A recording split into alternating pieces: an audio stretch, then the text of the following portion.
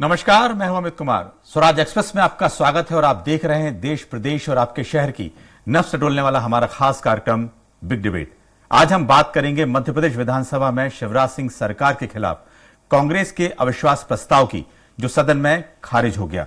करीब 18 साल से सत्तारूढ़ शिवराज सिंह सरकार के खिलाफ 2013 के बाद दूसरी बार अविश्वास प्रस्ताव लाया गया था। वहीं विपक्ष के नेता प्रतिपक्ष डॉक्टर गोविंद सिंह ने के नेतृत्व में भी 51 बिंदुओं वाले आरोप पत्र के साथ सरकार को घेरने की पूरी कोशिश की, लेकिन सत्तारूढ़ दल की रणनीति विपक्ष से बेहतर होने के कारण सदन में सरकार संकट में नहीं आ पाई। सीएम शिवराज सिंह चौहान ने विपक्ष के सारे आरोपों को जवाब देते हुए विपक्ष को ही कटघरे में खड़ा कर दिया।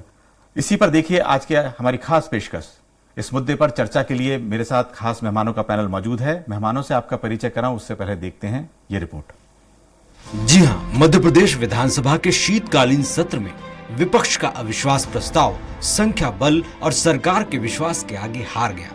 मुख्यमंत्री शिवराज सिंह चौहान ने आरोप पत्र पर जवाब देते हुए एक एक कर सरकार की उपलब्धियां और कांग्रेस की नाकामियां गिनाई। मुख्यमंत्री ने कांग्रेस की 15 महीने की सरकार को दलालों का अड्डा, भ्रष्टाचार की विषबेल और बेईमानी की पराकाष्ठा बताया। मुख्यमंत्री ने विपक्षी विधायकों को अपनी बात रखने का मौका देते हुए एक एक कर उनके आरोपों का जवाब भी दिया।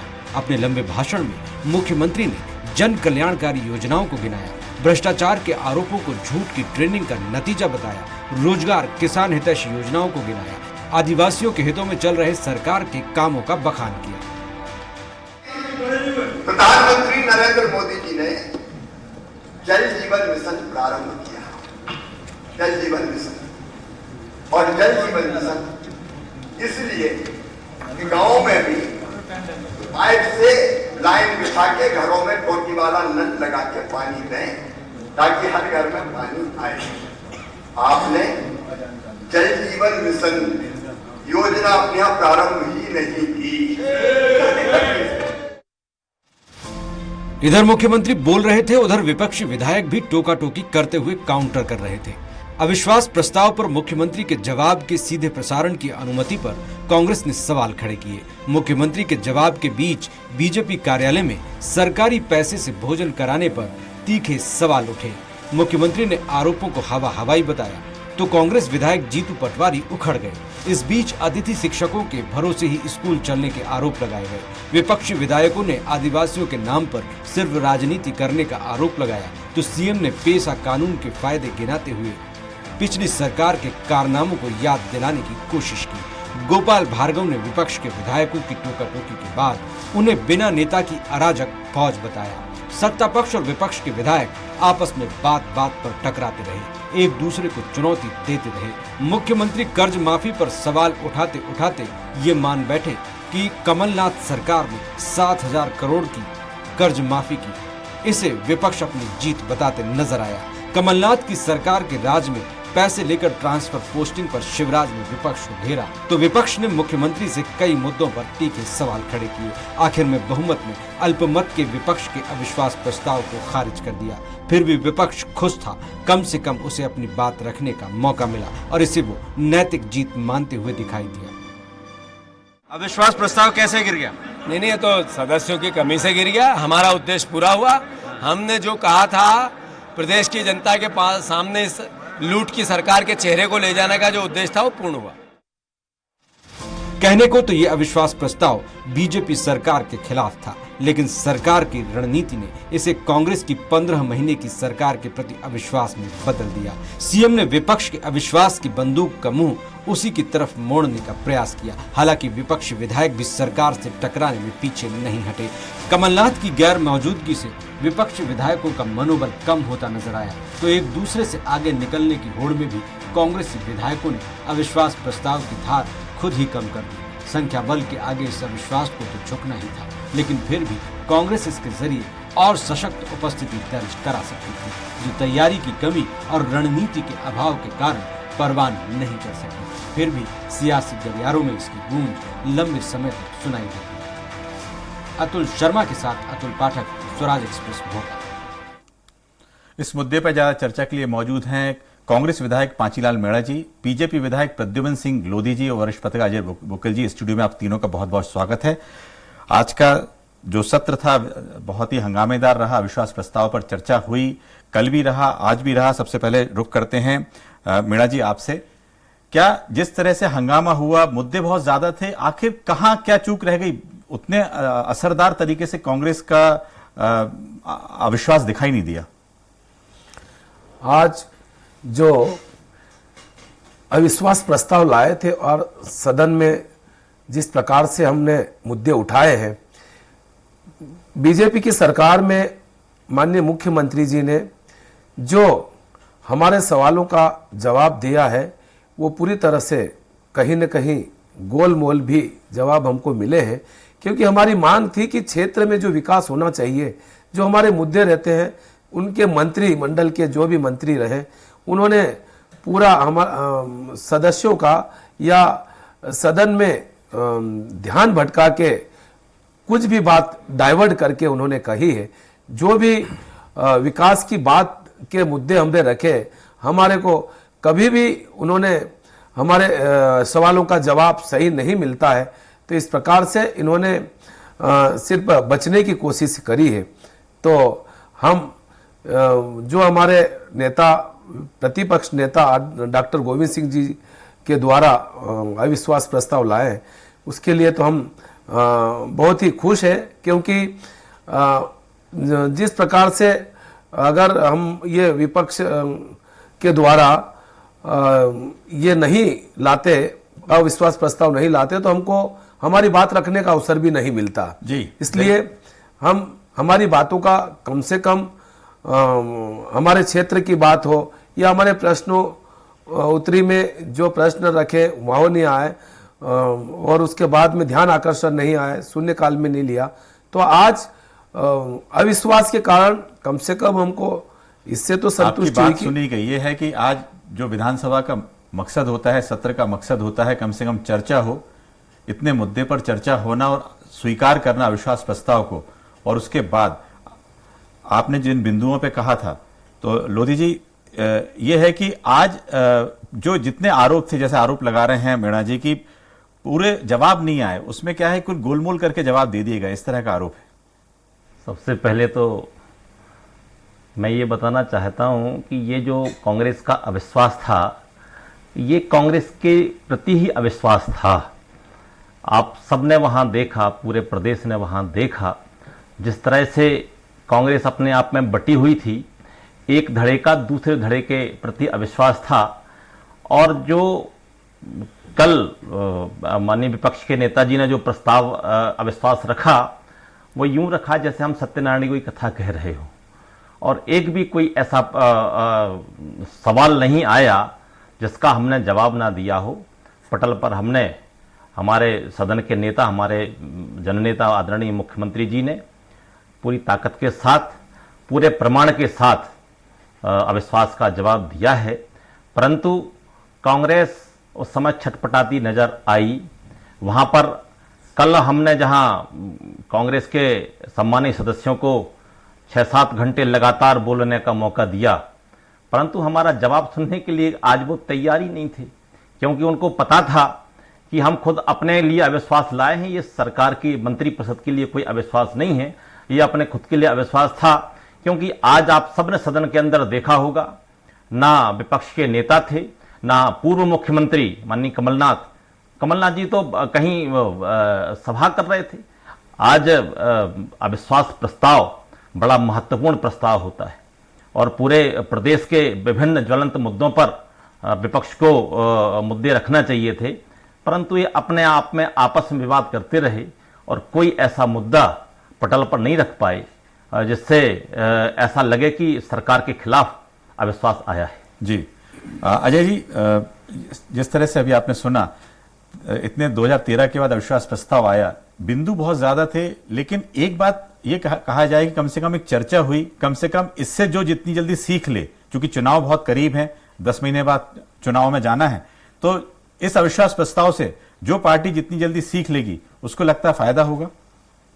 निश्चित रूप से देखिए, ऐसा है कि अविश्वास प्रस्ताव लाना विपक्ष का अधिकार है, वैधानिक हथियार है सरकार को घेरने का, तो वो लेकर के आए हैं, इसमें बड़ी बात नहीं है। लेकिन मुख्य बात यह है कि इस अविश्वास प्रस्ताव पर चर्चा कितनी गंभीरता से हुई या नहीं हुई, और ये चर्चा हुई, वो मैसेज देने, जनता में मैसेज देने में सक्षम है कि नहीं है, ये असली सवाल है। मैं विधानसभा लगभग 1990 या उसके पहले से कवर करता रहा हूँ और कम से कम 4-5 ऐसे अवसर आए हैं जब अविश्वास प्रस्ताव पर चर्चा हमने सदन में होते हुए देखी है। मेरा अगर तुलनात्मक रूप से देखें तो ये चर्चा उस तुलना में उतनी गंभीर नहीं थी जितनी कि अमूमन पहले होती आई है। और सदस्य जिस तैयारी से विधानसभा में बोलते रहे हैं पहले, तो वो इसका हालांकि पूरे समय मौजूद में नहीं था, लेकिन जो भी जानकारी सामने आई उसमें ऐसा लगा कि अगंभीर किस्म के आरोप प्रत्यारोप और बाहें चढ़ाना, गाली गलौज और इस तरह की बातें ज्यादा सदन में देखी गई हैं, जो कि अविश्वास प्रस्ताव में कम से कम नहीं होनी चाहिए। बाकी समय तो हो सकती हैं। तो अगर बहस की स्तर की बात की जाए तो मेरे ख्याल से ये कमतर है पहले की तुलना में, जो हमने पहले अविश्वास प्रस्ताव पर चर्चाएं देखी विधानसभा के अंदर। जी बिल्कुल आपने ठीक है, चर्चा को और बेहतर बनाया जा सकता था और सत्ता पक्ष को घेरने का एक अच्छा मौका था। मीणा जी, एक सवाल उठा कि इसमें आपके सबसे वरिष्ठ नेता और पूर्व मुख्यमंत्री कमलनाथ जी मौजूद नहीं थे और उसकी वो एक कमी सी खली यदि वो होते तो शायद एक अलग असर होता। कमलनाथ जी हमारे नेता है और कहीं न कहीं बहुत आवश्यक काम के कारण वो उपस्थित नहीं हुए और उनका निर्वहन माननीय डॉक्टर गोविंद सिंह जी ने किया। और आज डॉक्टर गोविंद सिंह जी की माता जी का कहीं न कहीं स्वास्थ्य खराब होने की वजह से फिर हमारे वरिष्ठ नेता आदरणीय सज्जन सिंह वर्मा जी ने और हमारे वरिष्ठ लोगों ने उनकी भूमिका निभाई। तो ये कहीं ना कहीं बहुत आवश्यक काम की वजह से वो ऐसा नहीं। मीणा जी आपको एक सरकार से मिनट, मीणा जी एक मिनट आपको रुकना चाहेंगे। इस समय नेता प्रतिपक्ष डॉक्टर गोविंद सिंह जी जुड़ गए हमारे साथ फोन लाइन पे। डॉक्टर साहब आपको आवाज आ रही है? आ रही। डॉक्टर साहब पहले तो ये कि माता जी का स्वास्थ्य ठीक है कि? हाँ, कल से तो सुधार है जी।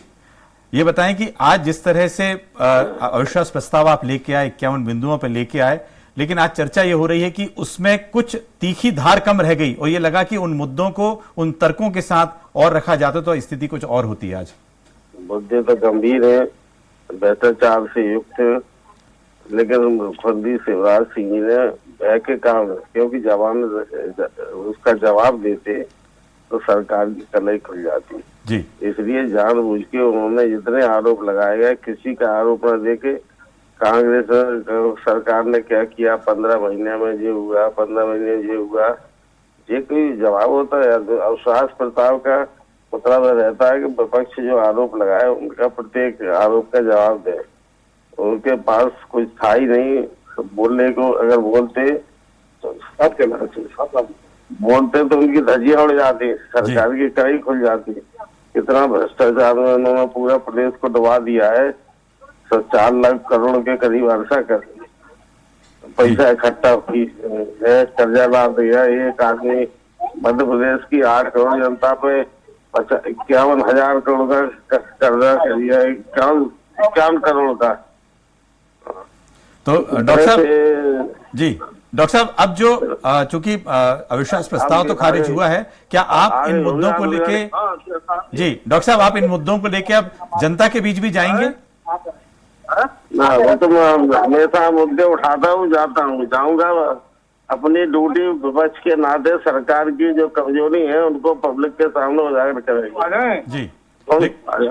कहीं आज ये कमी आप चूंकि आप भी नहीं रहे, लेकिन कमलनाथ जी भी नहीं पहुंच पाए। यदि वो होते तो स्थिति और बेहतर होती।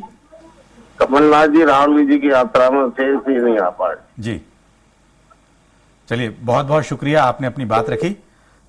जी प्रद्युमन जी, जिस तरह से आपने सुना कि अभी बहुत सारी बातों के जवाब नहीं आए, 15 महीने की आपसे सवाल कुछ पूछा और आपने 15 महीने के ऊपर ही टीका टिप्पणी कर दी, इस कारण से जवाब सीधे नहीं मिले हैं। क्या अब आप जो आरोप हैं आप जनता के बीच जब जाएगा तो जनता को आप जवाब दे पाएंगे? निश्चित रूप से मैं माननीय विपक्ष के नेताजी की माता जी का स्वास्थ्य ठीक नहीं था, मैं उनके उत्तम स्वास्थ्य की कामना करता हूं। परंतु आज हमने देखा बिना राजा की फौज कोई किसी की बात सुनने के लिए तैयार नहीं था। कल हम लोगों ने पूरे शांतिपूर्ण तरीके से इनके सवाल सुने और आज जब जवाब सुनने का वक्त आया तो इनके लिए जवाब सुनने के लिए समय नहीं था। पूरी प्रामाणिकता के साथ हमने जवाब दिए हैं। हम लोग चाह रहे थे कि इस अविश्वास में विपक्ष सही भूमिका निभाते हुए प्रदेश के ज्वलंत मुद्दों पर यहाँ ज्वलंत मुद्दे यहाँ रखेगा, परंतु माननीय विपक्ष के नेता सिर्फ भिंड तक सीमित रहे और जो भी विधायक बोले संबंधित अपनी विधानसभा तक बोले, कोई प्रदेश का ऐसा ज्वलंत मुद्दा वो सामने नहीं रखा जिसके लिए इन्होंने पूरी ताकत से रखा हो कि ये मुद्दा इस पर हमारी सरकार विफल रही है। लोधी जी अभी पूछ लेते हैं मेड़ा साहब, कोई ऐसे 3 मुद्दे हैं जिन पे लगता है कि बहुत ही जोरदार तरीके से आप लोगों ने रखा हो, 3 ऐसे मुद्दे जिसमें सरकार जवाब नहीं दे पाई? अभी प्रदेश में हाहाकार की स्थिति बनी हुई है। किसान परेशान है, बेरोजगार परेशान है, महंगाई की मार लोगों को परेशान कर रही है और इसके ऊपर कोई ध्यान नहीं जा। किसान इतने परेशान है, खाद के लिए लोग लाइन लगा के बैठे हैं और उनको डंडे खाना पड़ रहे हैं। आप सरकारी कर्मचारी को देखो, उनके लिए उनकी जो पेंशन, उनकी जो वृद्धा पेंशन मिलने वाली थी, बेरोजगारों को देखो, बेरोजगारों के लिए कोई ध्यान नहीं दिया जा रहा है। आदिवासी मुद्दों पे इन्होंने पैसा एक्ट कानून ला करके सिर्फ चुनावी प्रलोभन देने की बात करी है और चुनाव पैसा एक्ट कानून ला करके इन्होंने ये साबित कर ये ऐसा बताना चाहते हैं आदिवासी भाई लोगों को कि हम पैसा एक्ट कानून ला करके उनको आपका अधिकार देंगे। पैसा एक्ट कानून के माध्यम से मैं ये बताना चाहता हूं कि आप उसको पंचायत में आप सरपंच को क्या अधिकार दिया है, आप वो निर्माण कहां से करेगा, उसके पास क्या पैसों की आर्थिक व्यवस्था प्रशासन ने दी है क्या? ऐसा कोई जो माननीय दिग्विजय सिंह जी जब मुख्यमंत्री 1996 में जो पैसा एक्ट कानून लाए तो उसके माध्यम से पंचायत स्वतंत्र रूप से ये निर्माण करा सकती थी या निर्माण एजेंसियां पंचायत हुआ करती थी जिसके माध्यम से वो किसी भी प्रकार के रोड, करंजे, बिल्डिंग्स और कई प्रकार के सभी विभागों के काम कर सकते थे। क्या इस प्रकार से ये बताएंगे? माननीय मुख्यमंत्री को जब हमने माननीय मुख्यमंत्री से पूछा तो उन्होंने ये जवाब नहीं दिया। हमारे कई विधायक साथियों ने भी इस बात की, तो ये कहीं ना कहीं बचते रहे और आज बिजली के बिल भरपूर दिए जा रहे, कई क्षेत्रों में बिजली लगी नहीं, कनेक्शन हुए नहीं और उनके बड़े बड़े बिल दिए जाते हैं। तो इस प्रकार से कहीं ना कहीं सरकार इस पर ध्यान नहीं दे पा रही। ये सारे मुद्दे हमने रखे थे और कई आदिवासी छात्रों को कहीं स्कॉलरशिप नहीं मिल रही 2-2 साल से और कई स्कूलों में टीचर्स नहीं है और कॉलेजों में प्रोफेसर नहीं है। ये भर्तियां क्यों नहीं कर रहे हैं? ये अतिथि शिक्षकों को स्थायी करने की जो बात करी थी आप लोग को मौका भी मिला था 15 महीने का, उसके बाद 15 महीने तो जो 15 महीने की बात कर रहे हैं हम ये बताना चाहिए आपने 18 साल में नहीं किया और हम 15 महीने की बात 15 महीने में तो हमको समझने में सीखने में कई व्यवस्थाएं जुटाने में जो टाइम लगता है। आप 18 साल में ये शिवराज जी की सरकार नहीं कर पाए, विकलांगों की पदों की भर्ती नहीं कर पाए, इसलिए बेरोजगारी बढ़ती गई।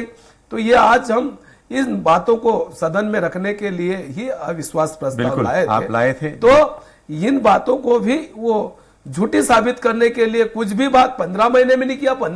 अरे माननीय कमलनाथ जी ने 15 महीने में तो वो किया जो इन्होंने 18 साल में नहीं किया। इन्होंने तो क्या आज लाडली लक्ष्मी योजना को या महिला बाल विकास के कर्मचारियों को आज पेंशन वृद्धा 600 से 300 से 600 करी। अब और उसके बाद में जो कन्यादान योजना को उन्होंने हमारी सरकार ने 20,000 25,000 से 51,000 रुपए करे और इन्होंने आज ये कहा कि हमको पैसे नहीं मिले। कैसे पैसे नहीं मिले? मेरे क्षेत्र में 1570 जोड़ों का विवाह हुआ और उनका पैसा बकायदा सबको मिला। हम सबूत सहित बताएंगे कि सारे आपको यहाँ तो ठीक है, लेकिन जनता के बीच भी जाके तय करके बताना पड़ेगा कि 15 महीने में आपने क्या किया। अजय जी, एक महत्वपूर्ण बात यह है कि जिस तरह से इतने सारे मुद्दे पर करीब 1.5 दिन तक हंगामा और चर्चा हुई, क्या वास्तव में इस तरह के मुद्दे जनता के बीच जाते हैं? चुनाव से पहले सब पूरे बदल जाते हैं, जब चुनाव जब होता है, आज जब 7-8 महीने बाद जाएंगे तो एकदम ही मुद्दे जो है जनता से एकदम ही भटक जाते हैं। निश्चित रूप से दरअसल क्या है कि जो जिसको किताबी मुद्दे हम कह सकते हैं या जो कागजी मुद्दे हैं, वो दरअसल ये तो स्थायी मुद्दे हैं। बेरोजगारी, भ्रष्टाचार, किसी भी सरकार हो वो मुद्दे तो हमेशा बने रहते हैं। इसका कोई स्थायी समाधान किसी के पास नहीं है, चाहे किसी पार्टी की सरकार हो। जो विपक्ष में रहता है उनको उठाता है और जो सत्ता में रहता है वो उनको ढकने की कोशिश करता है। तो ये तो नई बात नहीं है। सवाल ये है कि अब अगला एजेंडा जो सेट होगा वो किस मुद्दे पर होगा। पिछले चुनाव के अंदर जो 2018 का था, कांग्रेस ने कर्ज माफी का मुद्दा उठाया था और वो काफी हद तक क्लिक किया था, इसलिए कांग्रेस जो है सत्ता के करीब पहुंच गई थी और बाद में उन्होंने सरकार भी बना ली थी। लेकिन अब सवाल ये है कि अब ऐसा कौन सा मुद्दा हो सकता है जो चुनाव को प्रभावित करे या चुनाव को एक दिशा दे या चुनाव का कोर इशू बन जाए या मुख्य मुद्दा बन जाए। फिलहाल तो ऐसा कोई मुद्दा बहुत साफ साफ तौर पर नजर नहीं आ रहा है, क्योंकि बेरोजगारी, भ्रष्टाचार, महंगाई तो स्थायी मुद्दे हैं, पिछले 75 साल से चल रहे हैं इस देश के अंदर, और केवल उसके आधार पर कोई सरकार बदलती है तो नहीं होती है वो जी। अब सवाल है कि या तो कोई भावनात्मक मुद्दा होगा या फिर ऐसा कोई ठोस मुद्दा होगा जो लोगों को अपील करे। फिलहाल किसी पार्टी के पास ऐसा कोई ठोस मुद्दा अभी नजर नहीं आ रहा है। हो सकता है अगले 6 महीने में कोई स्थिति साफ हो। अब सवाल ये, अगर मुद्दा कोई खास नहीं है तो फिर दूसरे चुनाव जीतने का तरीका दूसरा क्या है? वो है संगठन। अगर संगठन की दृष्टि से बात की जाए तो इस मामले में मुझे कांग्रेस का भी स्थिति बहुत अच्छी नहीं लग रही है, क्योंकि अगर वो अविश्वास प्रस्ताव पर भी पार्टी एक दिखाई नहीं पड़ रही है तो वो जो चुनाव में उतरेगी तो किस तरह से पूरी पार्टी जो है एक होकर लड़ेगी, अभी बड़ा सवाल है। बिल्कुल, आपने कहा है कि पार्टी को एक होना ही पड़ेगा, संगठन को मजबूत करना पड़ेगा और मुद्दों को जमीन पे उतारना, मतलब सड़कों पे ले जाके जनता के बीच में लाना पड़ेगा। प्रद्युमन जी, एक सवाल यह है कि आपने कहा कि इतने सारे मुद्दे थे, आपकी सरकार लगातार 18 साल की थी तक रही और डेढ़ साल छोड़ दिए जाए, यदि उस समय को छोड़ दिया जाए, लेकिन उस समय वो काम नहीं हुए जो आज आप गिना रहे हैं कि आपने अभी किए, उस समय नहीं हुए, इन्होंने नहीं किए, तो उसका कोई कंपैरिजन हो नहीं सकता है 18 साल वर्सेस 15 महीने का। तो ये एक देखने वाली बात है, लेकिन बार बार आप लोग उस 15 महीने का कंपैरिजन में आ जाते हैं, जबकि आपके पास कम से कम 18 साल थे उन काम को करने के लिए। बिल्कुल, आप बिल्कुल सही कह रहे हैं, परंतु मैं ये कह रहा हूं यदि आप 18 साल की सरकार का आप कुछ देखना चाहते हैं तो फिर 18 साल पहले जब 2003 में चलिए, जब प्रदेश की क्या स्थिति थी और आज क्या स्थिति है, हम सब सामने दिख रहे हैं। उस समय गड्ढे में सड़क या सड़क में गड्ढा समझ में नहीं आता था, लाइट कब आएगी ये लोगों को विश्वास नहीं रहता था जी। और ऐसे कई ज्वलंत मुद्दे थे, इतनी ज्यादा भ्रष्टाचार का आलम था उस समय कि हमारी सरकार 2/3 बहुमत से आई थी उस समय, और लगातार जैसे हम विकास के काम किए, लगातार हमारी सरकार आती रही, लगातार हमारी सरकार आती रही। उसका प्रमुख कारण यही था कि हमने विकास किया है। उस समय 2003 का विकास, 2003 का शासन, 2003 के पहले का शासन और 2003 के बाद का शासन जब लोगों ने देखा और विकास देखा तो लोगों ने वोट दिया और आगे हमें शासन करने के लिए हमें मौका दिया और हमने सुशासन युक्त सरकार चलाई। चलिए, जो 2018 में बहुत कम मार्जिन से ये कहा जाए कि कांग्रेस ने सरकार बनाई थी, मेहरा साहब, सवाल यह है कि एक तो सत्ता में आना, सत्ता को बचा के रखना भी बड़ी चुनौती है। सवाल यह है कि आपने पिछली बार तो विधानसभा में काफी हंगामा किया था, हंगामेदार, आप बिल्कुल चर्चा में रहे थे उस समय। पिछला जो विधानसभा सत्र हुआ था आपने उस मुद्दे को उठाया था, यात्रा भी की थी, लेकिन इस बार ऐसा कोई एक मुद्दा ऐसा समझ में नहीं आया कि सरकार को मुश्किल आ गई हो कि भाई उसका जवाब देते नहीं बनना। पिछली बार तो काफी आप लोगों ने घेराव किया था। मुद्दे बहुत थे साहब, खाद, बिजली, पानी किसानों को मिल नहीं रही, किसानों की जो समस्या उनको हल नहीं कर पाए, किसानों की फसलों का दाम नहीं मिल रहा। बीमे की फसल की बात करी उन्होंने, कभी जो किसान फसल बोता उसके पहले बीमा योजना के माध्यम से जो किसान अपनी फसल के लिए बीमा का जो पैसा जमा करते हैं तो कहाँ जाता है, बीमा का पैसा कहाँ जाता है, और फसलों का जो दाम है। मेरा साहब 1 मिनट आपको रोकी, चूंकि हम अपने डॉक्टर साहब को लिया था लाइन पे, इस समय हमारे साथ मोहन यादव जी हैं। मोहन जी, आपको आवाज आ रही है? उच्च शिक्षा मंत्री हैं जी। मैं अमित बोल रहा हूं, और ये बताएं कि आज अविश्वास प्रस्ताव में जिस तरह से इतने सारे मुद्दे थे, शिक्षा भी था, स्वास्थ्य भी था, और जितने मुद्दे हो सकते थे सभी थे, और उसको बीजेपी ने जो आरोप लगाया कि बहुत हद तक सीधे जवाब नहीं आए हैं। ठीक है, खारिज हो गया है अविश्वास प्रस्ताव, लेकिन सत्ता पक्ष पे रहा है सब कुछ, लेकिन कुछ ऐसी चीज थी कि सीधे जवाब नहीं आ पाए। आपको लगता है कि इन मुद्दों से सत्ता पक्ष को भी फायदा हुआ क्या? तो आए कांग्रेस ने जिस ढंग से लच्चर प्रदर्शन किया वो कांग्रेस की फूट को उजागर कर गया है जी। देखो, कल नेता प्रतिपक्ष थे तो प्रदेश के अध्यक्ष कांग्रेस के नहीं थे, माननीय कमलनाथ जी पूर्व सीएम नहीं थे, आज वो दोनों ही थे। तो जब वो उनसे कोई रुचि नहीं तो फिर भी हमने हमारे तरफ से जो आरोप लगाए जवाबदारी के लिए जवाब देने के लिए दमदारी से सामने आए माननीय मुख्यमंत्री जी। बिल्कुल, ये अपने आप में स्पष्ट था कि कांग्रेस पहले अपनी तैयारी करके आती, बात करती और जिस ढंग से कांग्रेस ने जो चाहा हमने सबका ईमानदारी से वो प्रयास उत्तर देने में किया है। बिल्कुल, आपने कहा है कि बिल्कुल ईमानदारी से आपने जवाब दिया, लेकिन इन्हीं मुद्दों को लेके अब जनता के बीच भी जाना पड़ेगा और उसमें भी जवाब सवाल होंगे और सत्ता पक्ष क्यों नहीं जाएंगे जी, क्यों नहीं जाएंगे, जाएंगे, बिल्कुल जाएंगे, उसमें क्या दिक्कत है, जनता हमारे साथ। बिल्कुल, और लगता है कि इन मुद्दों के साथ यदि आगे चुनाव में जाते हैं तो उसके जवाब आपके पास रहेगा और अगले बार की क्या स्थिति बनती है फिर?